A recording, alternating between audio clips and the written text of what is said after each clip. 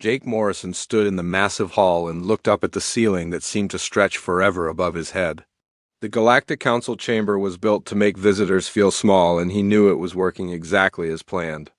Around him sat representatives from dozens of alien species in seats that rose like stairs toward the dark ceiling. Their eyes, or whatever they used to see, were all pointed at him. The human ambassador wore his best blue suit and kept his hands at his sides. He had been coming to this place for 12 years now, and each time he felt the same weight pressing down on his shoulders.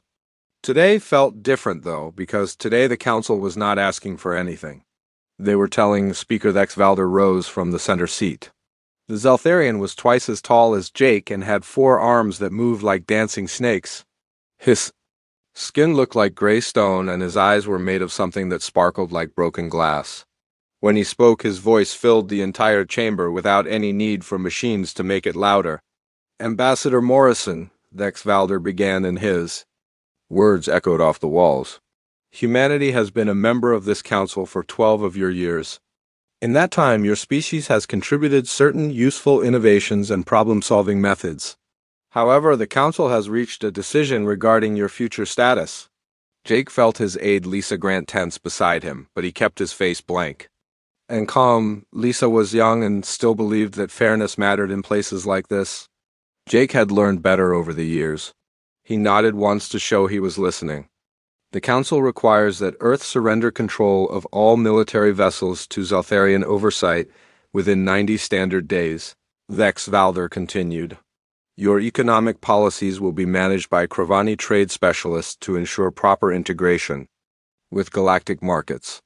Human colonies will accept council governors to guide local administration. Finally, humanity will relinquish voting rights on all major council decisions and accept permanent advisory status."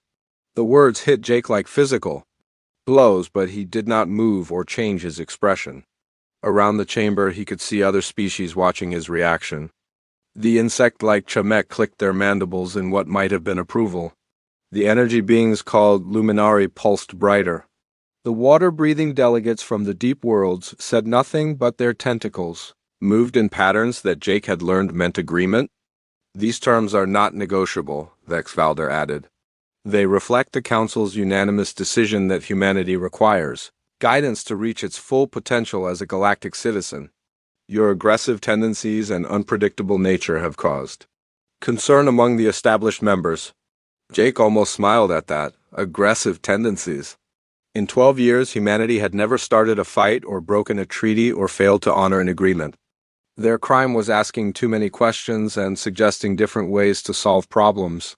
Their real crime was being new and small and not knowing their place. Furthermore, Valder continued while his 4 arms gestured in complex patterns, human research into quantum communication, networks, and atmospheric processing will be shared completely with Council science divisions. Your military tactics and training programs will be studied and standardized according to Council doctrine. All human exploration beyond your current territory will cease until proper supervision can be established. Lisa Grant made a small sound beside him, but Jake touched her arm gently to keep her quiet. He had expected this day for months. The signs had been building like storm clouds on the horizon. Trade agreements that suddenly became less favorable. Scientific exchanges that stopped, including human researchers. Military exercises, where human ships were assigned to watch instead of participate. The Council had decided that humanity was useful but dangerous. They wanted human innovations without human independence. They wanted human solutions without human questions. They wanted humanity to become pets that performed tricks on command. "The Council is generous in its patience," Valder said, and now his glass eyes focused directly on Jake. 72 standard hours will be provided for Earth to formally accept these terms. A response team will be dispatched to begin implementation immediately upon your agreement. Jake stood quietly for a long moment while the chamber waited. He could feel the weight of their expectations pressing down on him like a heavy blanket. They expected him to argue or plead or make angry speeches about human rights and dignity. They expected drama and emotion and probably some kind of breakdown. Instead, Jake Morrison straightened his tie and cleared his throat. "The human government will need time to properly consider your proposal," he said, in the same tone he might use to order coffee.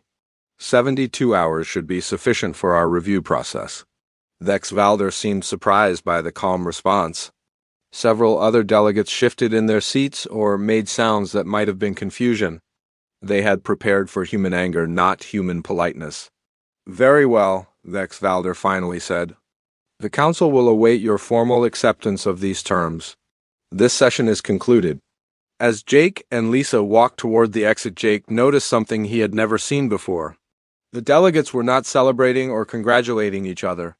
They were watching him leave with expressions that looked almost worried. They had expected a fight and gotten a handshake. Somehow that seemed to disturb them more than any angry speech could have. Lisa waited until they were in the corridor. Before speaking, Ambassador, what are we going to do? Jake Morrison looked back at the chamber doors one last time. We are going to do exactly what they asked, Lisa. We are going to consider their proposal very carefully.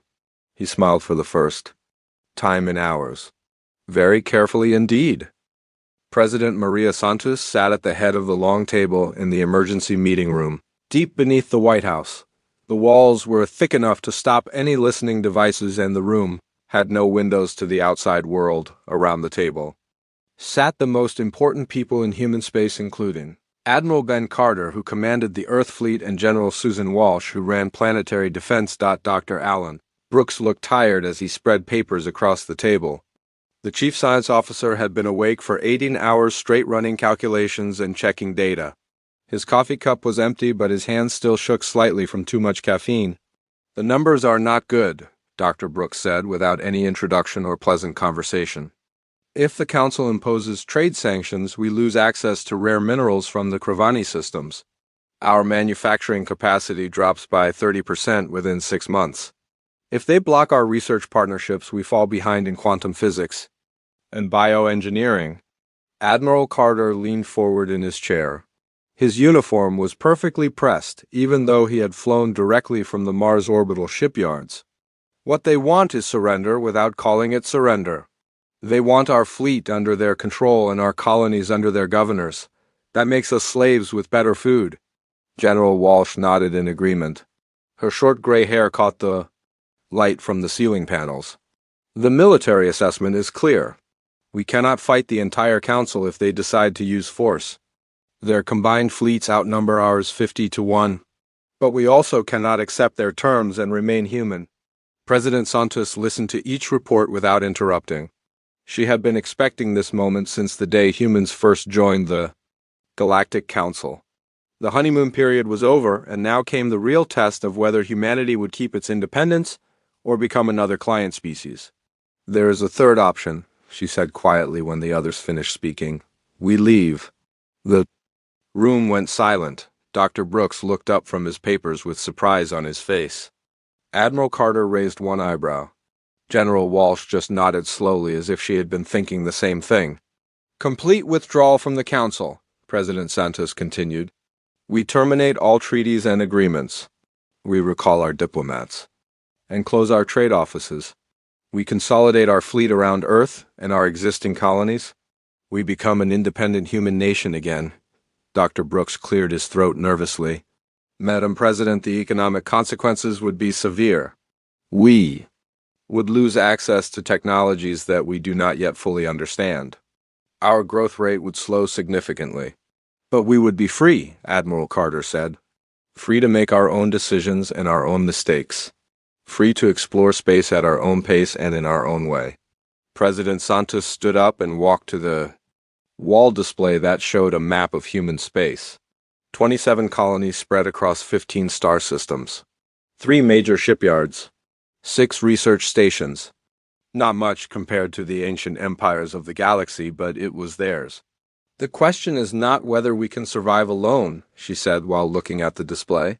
The question is whether we can survive as ourselves if we stay. I think we all know the answer to that. General Walsh pulled up files on her tablet computer. Withdrawal would need to be coordinated carefully. We have civilians on Council worlds and Council representatives on our worlds, trade ships in transit, scientific exchanges in progress, military liaison officers embedded with alien fleets.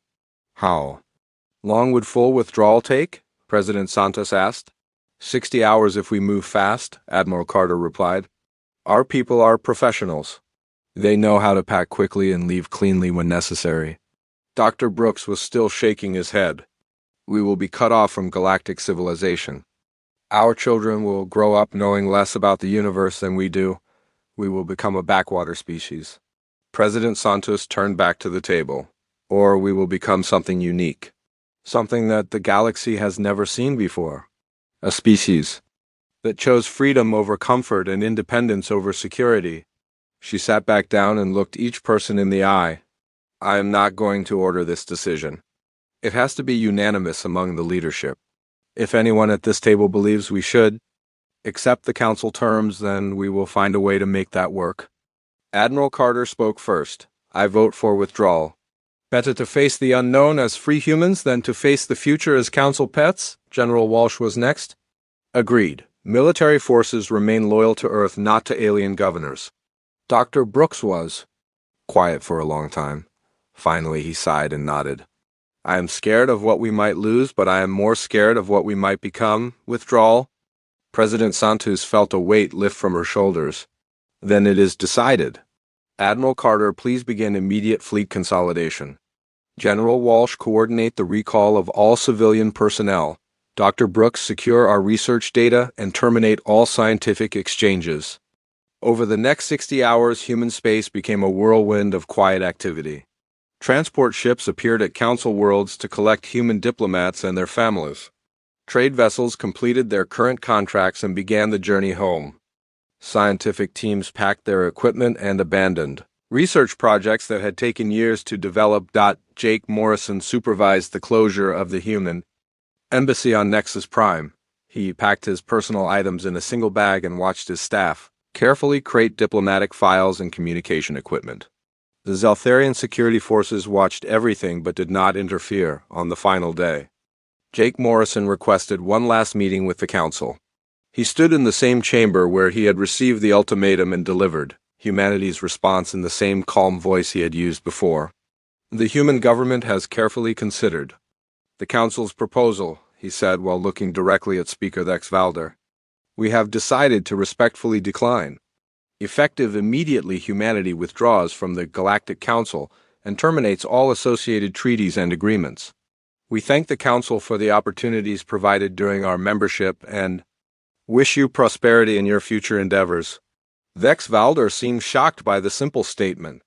Ambassador Morrison, this is clearly an emotional response to reasonable requirements. Perhaps additional time would allow for calmer consideration. Jake Morrison smiled politely. Our decision is final. Good day. As Jake walked out of the council chamber for the last time, he heard confused voices behind him speaking in a dozen different languages. They had expected anger or pleading or desperate negotiation. They had not expected humans to simply walk away. The last human transport ship left Nexus Prime 6 hours later. Jake Morrison sat by a window and watched the massive station grow smaller behind them. Lisa Grant sat beside him with tears in her eyes. Do you think we made the right choice? She asked. Jake continued watching the stars.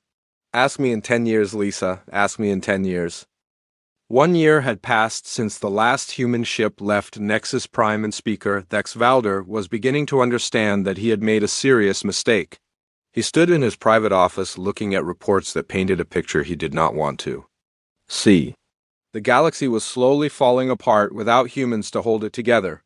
The first problems appeared in the outer RIM territories where pirates and raiders had been a constant threat for centuries. During their council membership, humans had developed new patrol patterns and response strategies that cut raider activity by 60%. The human ships were fast and unpredictable. They appeared where raiders did not expect them and used tactics that no other species had thought to try. Now, with human patrols gone, the raiders were becoming bold again. They attacked trade convoys with growing confidence and escaped before council forces could respond. The traditional Zeltharian approach was to send massive fleets to hunt down the attackers, but pirates simply scattered and regrouped elsewhere. It was like trying to catch smoke with their hands. Captain Rex Morvan of the Zeltharian heavy cruiser Dominance had lost 3 convoys in the past month. Each time his ships arrived too late to do anything but count the wreckage. His tactical officer suggested spreading forces into smaller patrol groups, but Rex refused. That was human thinking, and humans were no longer part of the Council. Meanwhile, on agricultural worlds throughout Council space, crop yields were dropping. The humans had shared their farming techniques freely during their membership, but now those same worlds were discovering that they had never truly understood the principles behind the methods. They knew which seeds to plant and when to plant them, but they did not know why. On the colony world of verdant fields, the Kravani agricultural specialist Zethka watched his crops wither in the hot sun. The irrigation system had been designed by human engineers 5 years ago and worked perfectly until the seasonal rains changed pattern. Now water pooled in some areas while other sections turned to dust. Zeth-Dashka had the original plans, but they were written in human technical language that made little sense to Kravani minds. The humans thought in terms of adaptation and flexibility, while Kravani thought in terms of fixed procedures and exact measurements. Without human technicians to modify the system, it was failing completely. Similar problems appeared throughout Council space. Atmospheric processors on marginal worlds began producing air that met minimum standards but lacked the subtle chemical balances that humans had somehow learned to achieve. The difference was small but important. People could breathe, but they felt tired and sick after a few months. Dr. Elena Rodriguez worked in her laboratory on the independent human colony of New Geneva, completely unaware that her former research partners were struggling with problems she could solve in minutes. Her quantum communication experiments had advanced far beyond anything she had shared with the Council. The breakthrough she was approaching would allow instant communication across galactic distances, but it remained locked in human space. The Council had copies of her early research, but they could not understand the intuitive leaps that led to her conclusions. Human scientists thought differently than any other species. They made connections that seemed random but somehow worked. They combined unrelated concepts in ways that produced unexpected results. On Nexus Prime, the first serious Council dispute in 3 centuries was tearing apart a trade agreement between the Luminari, energy beings, and the water-dwelling depths. The two species could not find common ground on territorial boundaries around a system that contained both energy-rich stars and water-bearing planets. For over 100 years, such disputes had been resolved by human mediators who somehow found solutions that satisfied everyone. Humans had a talent for seeing problems from multiple angles and creating compromises that seemed impossible until they explained them. Without human negotiators, the Council was discovering that their member species had very different ideas about fairness and justice. The Luminari believed in possession based on first discovery. The depths claimed rights based on biological need. Neither side would compromise, and the traditional Council approach was simply to impose a solution by majority vote.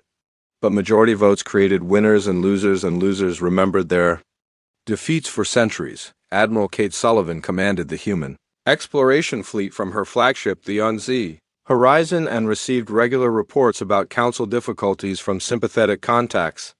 She had served as a liaison officer with Zeltharian forces for 6 years and maintained friendships with several alien officers who now sent her unofficial messages. Commander Vex Tolar of the Zeltharian patrol fleet had fought beside human ships against raiders in the outer territories.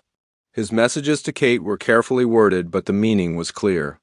The Council was struggling with problems that humans had solved years ago, and pride was preventing them from asking for help. Captain Lisa Hayes commanded the human research vessel Atlantis and monitored Council scientific communications from the edge of their space. Her former colleagues among the Shemek research swarms sent her data about their failing experiments. The insect-like aliens were brilliant at following procedures, but could not innovate when those procedures stopped working. The Council had always assumed that human contributions were useful but not essential. They believed that given time they could learn to think like humans or develop their own solutions to replace human methods. After 1 year, they were discovering that human thinking was not something that could be copied or replicated. Humans approached problems with a combination of logic and intuition that seemed natural to them but was completely foreign to other species. They asked questions that other species never thought to ask. They considered possibilities that other species dismissed as impossible. They combined information from different fields in ways that produced entirely new approaches. Most importantly, humans were willing to admit when they were wrong and try something completely different. Other species viewed changing methods as admitting failure. Humans viewed it as learning.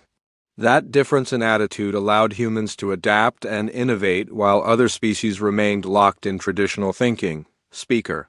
Dex Valder reviewed the reports in his office and felt something he had never experienced before: doubt. The council had existed for over 2,000 years and had solved countless problems through patience and overwhelming force. But the problems they faced now could not be solved by patience or force. They needed creativity and flexibility and willingness to try new approaches. They needed someone to ask different questions and suggest impossible solutions. They needed humans, but the humans were gone and they had left quietly without anger or threats or demands for apologies.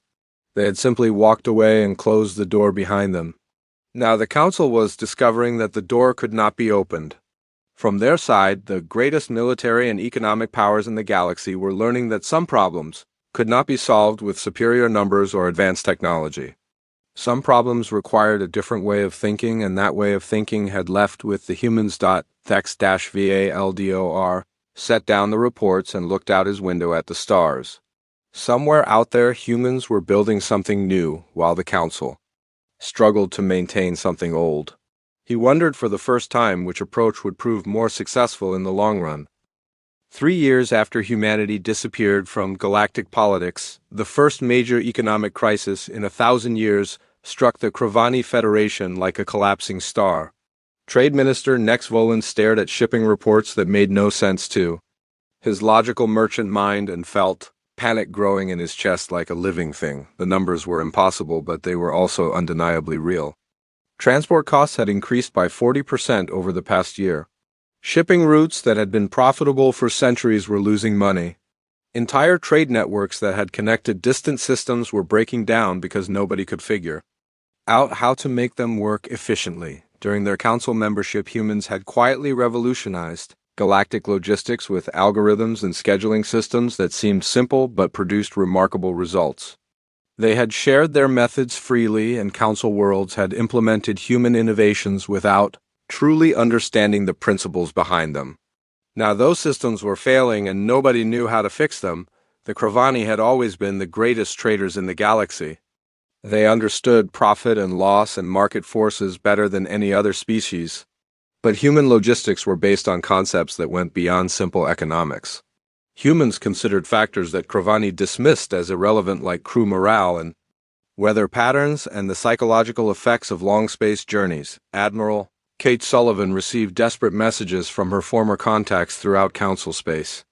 Captain Rex Morvan of the Zeltharian fleet sent coded transmissions describing military disasters caused by supply failures. Dr. Neth Quinn of the Shemek research swarms forwarded reports about scientific expeditions that had been abandoned when support ships failed to arrive on schedule. The humans had not just provided solutions to galactic problems. They had provided ways of thinking about problems that other species could not replicate. Without humans to maintain and adapt their innovations, the galaxy was slowly grinding to a halt. The crisis reached its peak when disaster struck the Zeltharian Empire's primary shipbuilding facility at Forge Prime. The massive orbital complex employed over 2 million workers and produced the largest military vessels in the galaxy. It was also protected by safety systems that humans had designed during a technology exchange program 6 years earlier. Chief Engineer Dex Valder was speaker. Dex Valder's younger brother, and he had always been proud of his practical approach to problem solving. When the cascade failure began in the primary fusion reactor, he followed emergency procedures exactly as they had been written. But the procedures assumed that human crisis management teams would be available to coordinate the response. Human emergency protocols were built around the concept of adaptive response. They provided general guidelines but expected human supervisors to modify them based on changing conditions. The Zeltharians implemented the procedures but could not adapt them when the situation evolved beyond the original parameters. What should have been a manageable reactor shutdown became a catastrophic explosion that destroyed 3 orbital platforms and killed thousands of workers. The disaster response was slow and confused because Zeltharian engineers kept waiting for orders while human training would have taught them to act on their own initiative. Captain Lisa Hayes monitored the emergency communications from her research ship Atlantis and felt sick as she listened to Zeltharian officers requesting guidance that would never come. She could have coordinated the evacuation in minutes, but she was in human space and the Zeltharians were too proud to ask for help. The economic shockwaves from the Forge Prime disaster spread throughout Council space. The facility had been the primary source of heavy industrial equipment for dozens of worlds. Its destruction created shortages that would take decades to replace using traditional Council manufacturing methods. Meanwhile, food shortages appeared on agricultural worlds as alien scientists discovered they had never understood the fundamental principles behind human farming innovations. They had copied human procedures but missed the deeper knowledge about soil chemistry and plant genetics that made those procedures work. Dr. Elena Rodriguez could have solved most of the agricultural problems with a few simple recommendations, but she was developing new quantum technologies on New Geneva and had no way of knowing that her former colleagues were facing starvation. The human colonies were thriving with improved versions of the technologies they had once shared freely. Captain Ryan Mitchell commanded human exploration fleets that were discovering new worlds, rich in resources and perfect for colonization.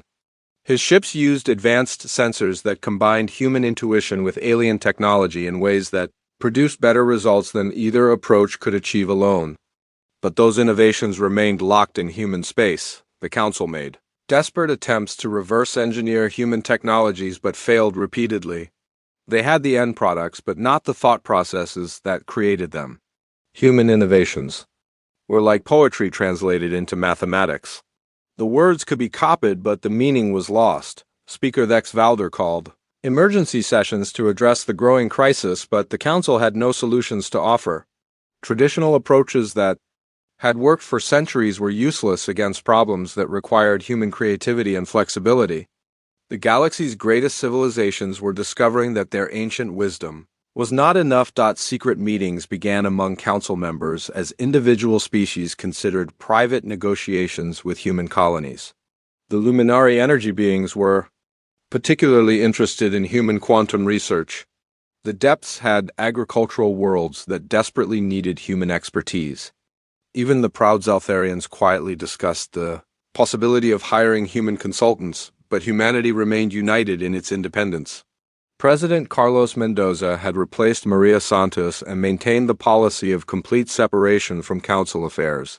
Human colonies welcomed refugees and offered humanitarian aid but refused all requests for technological assistance or political cooperation. The humans had learned that their greatest strength was not their technology or their military power, but their way of thinking. That way of thinking had value precisely because it was rare and could not be copied or stolen.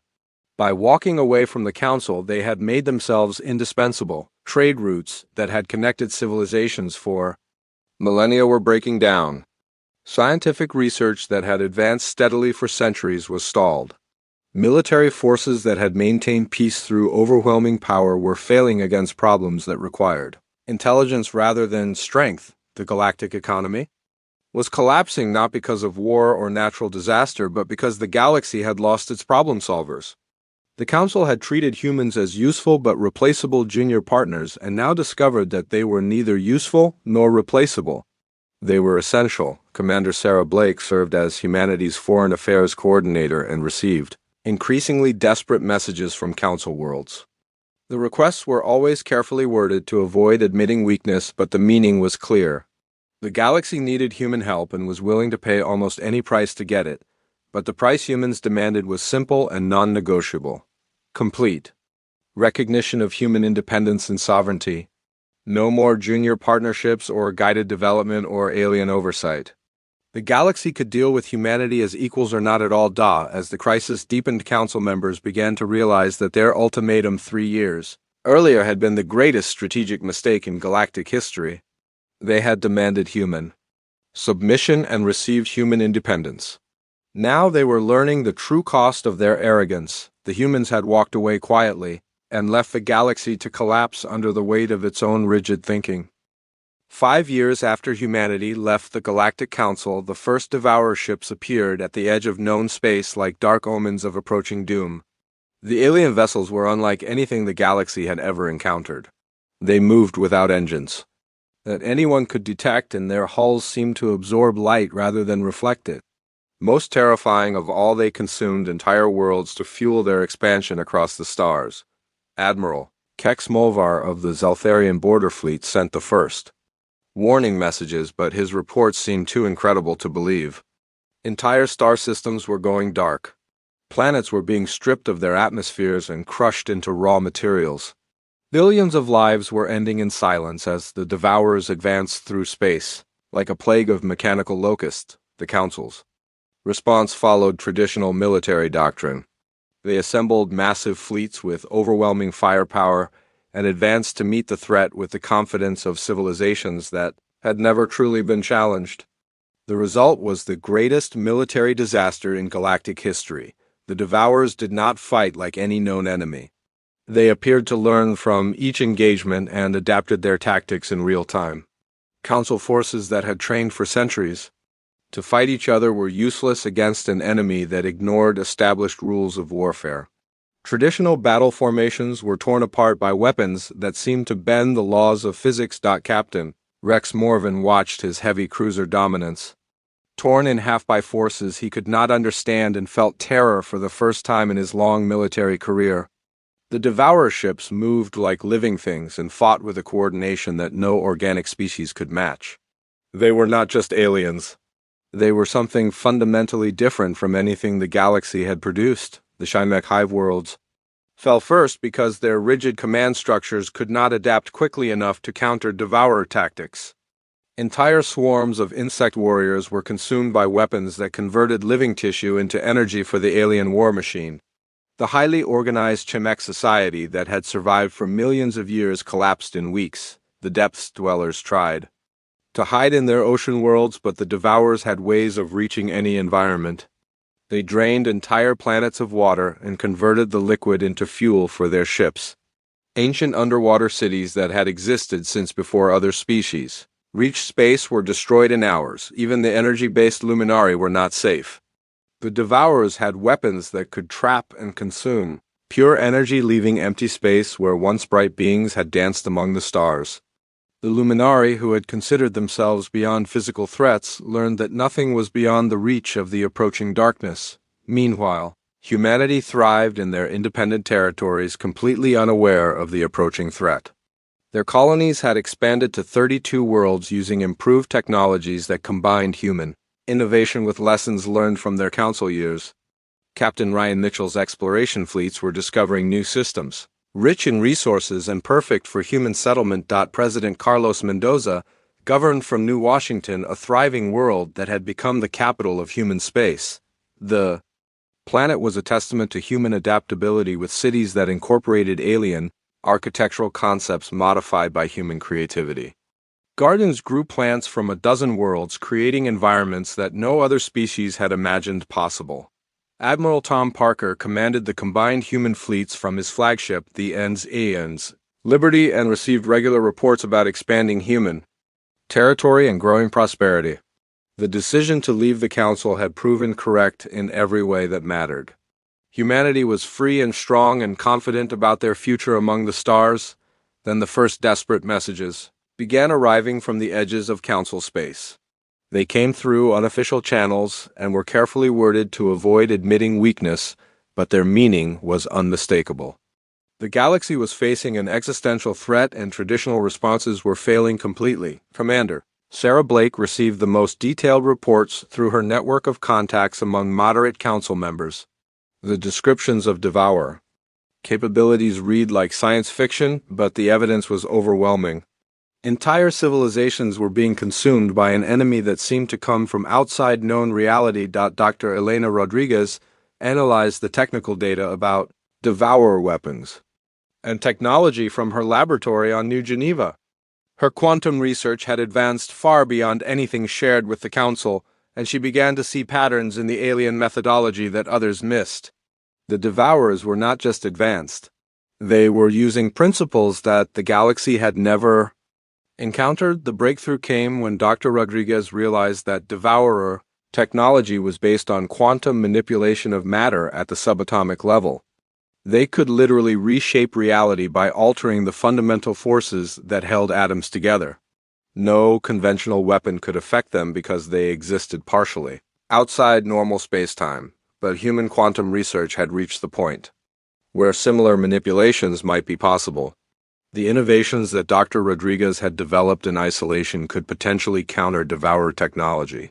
For the first time since the crisis began, humanity had something that the galaxy desperately needed. The formal request for assistance came through diplomatic channels that had not been used for 5 years. A council delegation led by Speaker Dex Valder himself arrived at the edge of human space and requested permission to enter.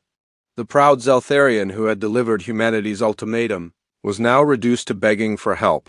President Mendoza received the delegation in the council chambers of New Washington and listened to their desperate plea with the same calm expression that Jake Morrison had used years earlier. The irony was not lost on anyone present. The species that had demanded human submission was now asking for human salvation. "The Devourers will consume everything," Dex Valder said, and his forearms shook with emotion. "Our greatest fleets are destroyed. Our most advanced worlds are gone. Nothing we do can stop them. We need human help." President Mendoza considered the request carefully. Around the table sat Admiral Parker and Dr. Rodriguez and the other leaders of human space. The decision was theirs to make, and the consequences would affect both humanity and the galaxy. "We will help," President Mendoza finally said. "But not as council members or junior partners. We will help as an independent nation that chooses to act against a common threat. Our assistance comes with conditions." The conditions were simple but revolutionary. Complete recognition of human sovereignty. No interference in human internal affairs. Equal partnership in any post-war arrangements. The Council could accept human help as equals or watch the galaxy burn as slaves to their own pride. Dex Valder agreed without hesitation. Pride was a luxury that the dying could not afford. Within days, human fleets began moving toward the battle zones using tactics that no other species had developed. Captain Lisa Hayes commanded research vessels that analyzed Devourer technology in real time. Admiral Kate Sullivan coordinated multi-species task forces using human command methods that emphasized flexibility and adaptation. The results were immediate and dramatic. Human forces engaged the Devourers, using quantum-based weapons that could actually damage their reality-bending technology. More importantly, human tactics confused the enemy. Because they were based on unpredictability rather than rigid doctrine, the tide of war began to turn for the first time since the Devourers appeared.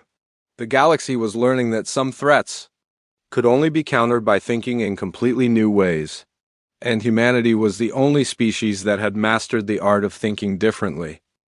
2 years after human forces first engaged the Devourers, the last enemy stronghold fell to a combined fleet led by Admiral Tom Parker aboard the UNS Liberty. The final battle took place in a system that had been completely consumed by the alien invaders and transformed into a massive processing facility. Human quantum weapons tore apart the reality-bending technology that had made the Devourers seem invincible, and their dark ships crumbled into ordinary matter that drifted harmlessly. Through space. The war was over, but the galaxy that emerged from the conflict was fundamentally different from the one that had existed before. The old Galactic Council lay in ruins both literally and politically. Entire species had been reduced to scattered survivors. Ancient trade routes were broken. Magnificent worlds had been stripped bare and would take centuries to recover. But something new was rising from the ashes of the old order. President Carlos Mendoza stood before the Assembly of Species, representatives in the rebuilt halls of New Geneva, and outlined his vision for the future. This was not a speech about human dominance or alien submission. It was an invitation to build something better than what had come before. "The Commonwealth of Free Worlds welcomes any species that chooses cooperation over conquest," he said while looking out at delegates from dozens of different civilizations. "We offer partnership, not patronage. We seek allies, not subjects. Every member world maintains complete autonomy over its internal affairs while contributing to our common defense and prosperity. The contrast with the old council system could not have been clearer. Instead of a hierarchy with ancient species ruling over younger ones, the Commonwealth was built on the principle of equal representation. Instead of rigid traditions that never changed, it embraced innovation and adaptation. Instead of demanding conformity, it celebrated the unique contributions that each species could offer. Jake Morrison had lived to see this moment, and he stood in the back of the assembly hall with tears in his eyes. The elderly former ambassador watched humans and aliens working together as true partners and knew that the quiet walk away from the council chamber 7 years earlier had been worth every sacrifice. Admiral Kate Sullivan oversaw the liberation of worlds that had been abandoned during the Devourer advance. Her fleets arrived not as conquerors but as liberators, bringing relief supplies and reconstruction teams. The humans did not claim these worlds as spoils of war. Instead, they helped them rebuild and offered them membership in the growing Commonwealth. The response was overwhelming. Species that had been ruled by the Council for centuries chose freedom in the Commonwealth instead. The Kravani merchant clans joined almost immediately when they discovered that Commonwealth trade policies were based on mutual benefit rather than exploitation. The surviving Shemek swarms found that human flexibility complemented their organizational skills perfectly. Even portions of the proud Zaltharian Empire began breaking away to join the Commonwealth.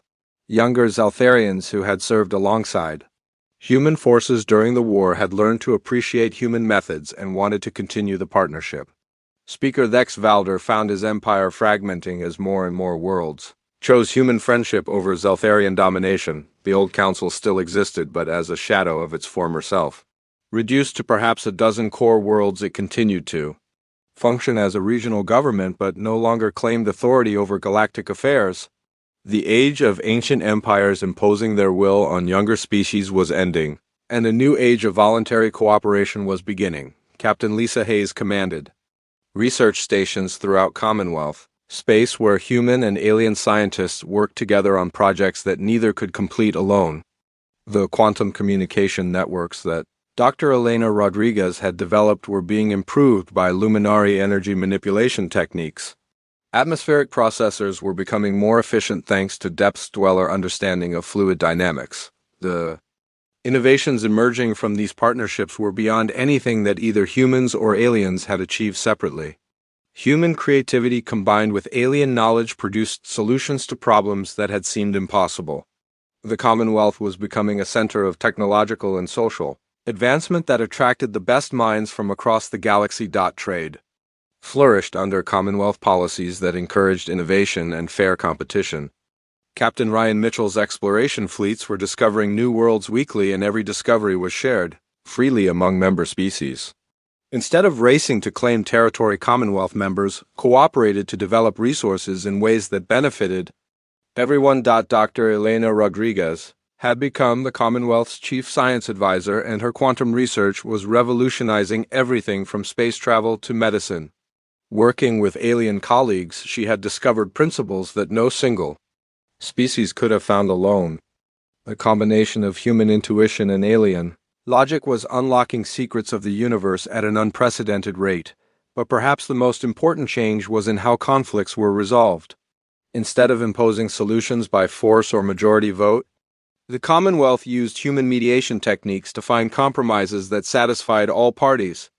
Problems that had seemed impossible under the old system were being solved through creative thinking and willingness to try new approaches. Commander Sarah Blake had become the Commonwealth's foreign affairs coordinator and found herself dealing with a steady stream of requests from non-member worlds seeking to join the alliance. The Commonwealth was growing rapidly but carefully. Each new member was evaluated to ensure they shared the values of cooperation and mutual respect that made the system work. The transformation was not limited to politics and economics, art and culture were flowering as human creativity inspired alien artists and alien traditions influenced human expression. Music that combined human emotion with alien harmony was becoming popular throughout Commonwealth space. Architecture that blended human functionality with alien beauty was creating cities unlike anything seen before. Admiral Tom Parker coordinated the Commonwealth Defense Force from his headquarters on New Geneva and marveled at how different it was from traditional military organizations. Instead of rigid command structures based on species hierarchy, the CDF used human concepts of merit-based leadership and flexible tactics. Officers of any species could rise to positions of authority. Based on ability rather than birth, the Defense Force was also fundamentally different in its mission. Instead of maintaining order through fear and overwhelming power, it focused on protecting member worlds from external threats while respecting their sovereignty.